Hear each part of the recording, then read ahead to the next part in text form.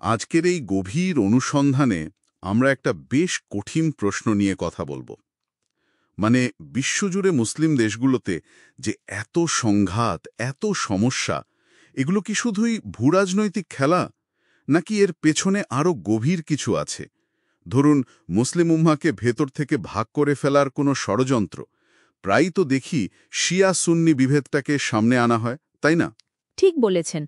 প্রশ্নটা আসলেই জরুরি। আমাদের হাতে কিছু সূত্র আছে বাংলাদেশের নির্ভরযোগ্য গণমাধ্যমের, যেমন ধরুন ২০ জুন ২০২৫-এর বিবিসি বাংলার একটা বিশ্লেষণ আছে, আবার ২২ জুন ২০২৫-এর প্রথম আলোর একটা সম্পাদকীয় আমরা দেখেছি।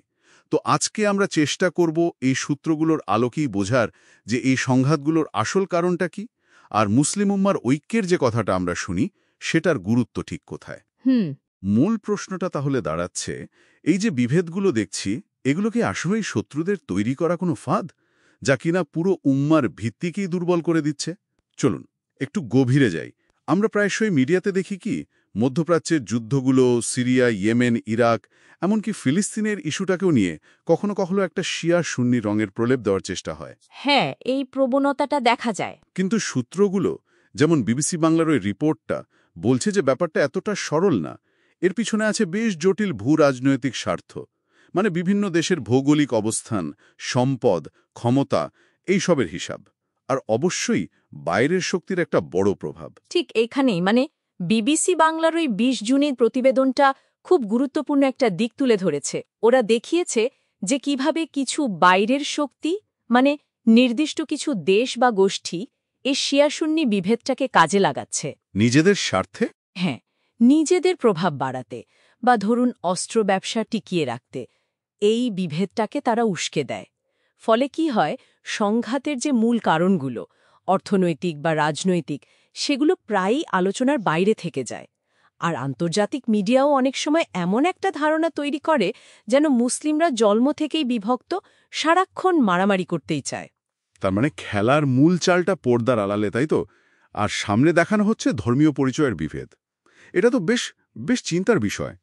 আবার দেখুন, প্রথম আলোর যে সম্পাদকীয়টার কথা বলছিলাম ২২ জুনের, সেখানে কিন্তু মুসলিম বিশ্বের ভেতরের সমস্যার দিকেই আঙুল তোলা হয়েছে। বলা হচ্ছে এই যে অনৈক্য, এটাই তাদের সবচেয়ে বড় দুর্বলতা। হ্যাঁ, সূত্রগুলো কিন্তু দুটো দিকই দেখাচ্ছে।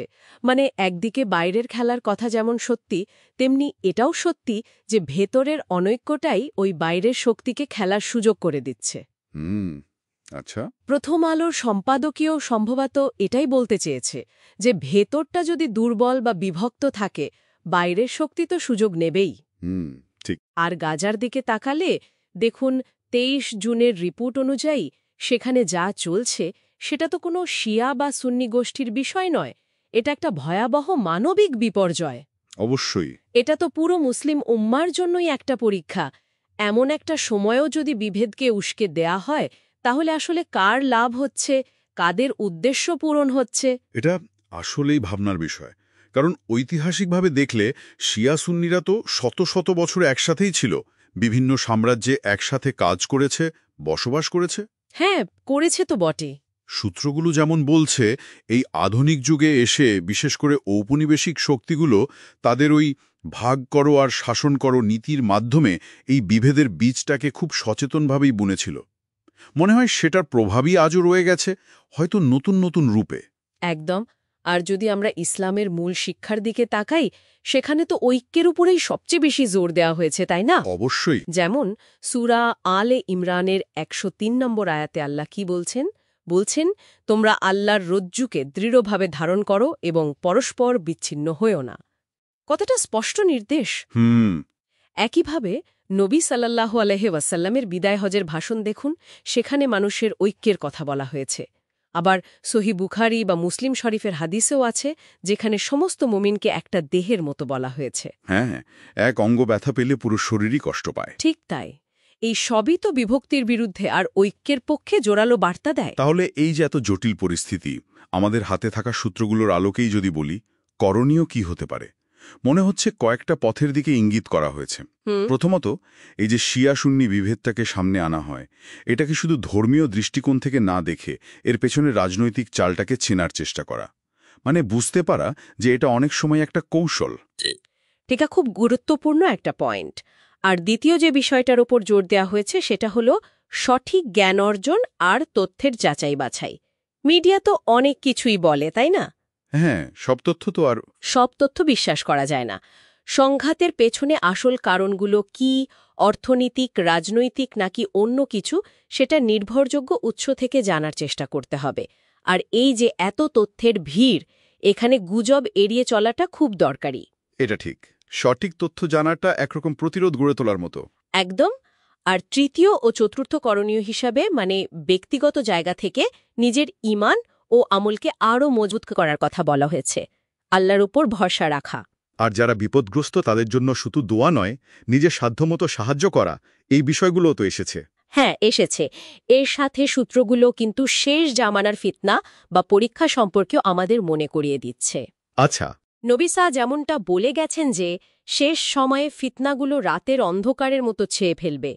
মুসলিম উম্মার এই যে বিভেদ, এটাকেও কিন্তু তেমনই একটা বড় পরীক্ষা বা ফিতনা হিসেবে দেখা হচ্ছে। আর এর থেকে বাঁচার পথ সেই ঘুরে ফিরে একটাই, ঐক্য আর আল্লাহর দেখানো পথে শক্তভাবে টিকে থাকা। তাহলে আজকের আলোচনার সারমর্মটা ধরে এটাই দাঁড়াচ্ছে যে আমাদের হাতে থাকা সূত্রগুলো যা বলছে, মুসলিম বিশ্বের চলমান সংঘাতগুলোর গভীরে ধর্মীয় পরিচয়ের চেয়েও বড় হয়ে উঠছে জটিল ভূ-রাজনৈতিক খেলা আর ঐতিহাসিক বিভেদগুলোকে কাজে লাগানোর একটা কৌশল। কারণগুলো বেশ মিশ্র। হ্যাঁ, তাই শিয়া, সুন্নি বা অন্য কোনো ছোট পরিচয়ের ঊর্ধ্বে উঠে বৃহত্তর মুসলিম উম্মার ঐক্য, এটাই সম্ভবত এই সময় সবচেয়ে বড় প্রয়োজন। এই পুরো আলোচনার পর আমার মনে একটা প্রশ্ন ঘুরছে। যখন একদিকে বিশ্বজুড়ে এত সংঘাত, এত অস্থিরতা, আর অন্যদিকে তথ্যের এত ছড়াছড়ি, ভালো তথ্য, ভুল তথ্য, ইচ্ছাকৃত অপপ্রচার, সব মিলিয়ে একটা জটিল অবস্থা। হ্যাঁ, অবস্থাটা আসলেই জটিল। তখন একজন সাধারণ মানুষ কিভাবে নিজের বিশ্বাসটাকে ঠিক রাখবে, কিভাবে এই সব বিভেদ তৈরির চেষ্টার ঊর্ধ্বে উঠবে, আর উঠে বৃহত্তর মানব কল্যাণে বা উম্মার বৃহত্তর স্বার্থে একটা ইতিবাচক ভূমিকা রাখবে? সঠিক পথটা কি? হ্যাঁ, এর সঠিক পথটা খুঁজে বের করা। এটা হয়তো আমাদের প্রত্যেকের জন্যই একটা দীর্ঘ কিন্তু খুব জরুরি একটা অনুসন্ধান। এই চিন্তাটা হয়তো আমাদের আরও গভীর ভাবনার দিকে নিয়ে যাবে।